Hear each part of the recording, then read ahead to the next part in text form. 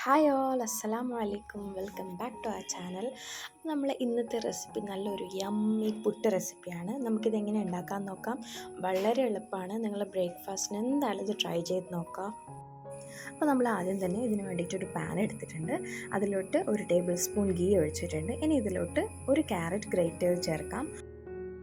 ഇതൊന്ന് സോട്ട് ചെയ്തതിന് ശേഷം നമുക്കിതിലോട്ട് 2 ടേബിൾ സ്പൂൺ പാൽപ്പൊടി, 1/4 ടീസ്പൂൺ ഏലക്കപ്പൊടി, അതുപോലെ മധുരത്തിന് ആവശ്യമായിട്ടുള്ള പഞ്ചസാര നമുക്ക് ഇട്ട് കൊടുക്കാം. ഇനി നമ്മൾ ഇതിലോട്ട് 1/2 കപ്പ് ചിരവിയ തേങ്ങ ചേർക്കുന്നുണ്ട്. ഇത് നമുക്കൊന്ന് സോട്ട് ചെയ്ത് ഫ്ലെയിം ഓഫ് ചെയ്ത് മാറ്റി വെക്കാം. ഇനി നമ്മൾ എടുക്കുന്നത് 1 കപ്പ് പുട്ടുപൊടിയാണ്. ഇതിലോട്ട് നമ്മൾ റെഡിയാക്കിയ ക്യാരറ്റിൻ്റെ മിക്സ്ചർ ഇതിലോട്ട് ചേർക്കാം. നമ്മൾ കുറച്ച് ഡെക്കറേഷന് വേണ്ടി മാറ്റി വെക്കുന്നുണ്ട്.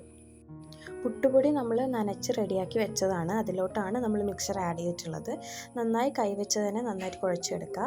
ഇനി ഇതിലോട്ട് നമ്മൾ 1/2 കപ്പ് പാൽ കൂടി ഒഴിക്കുന്നുണ്ട്.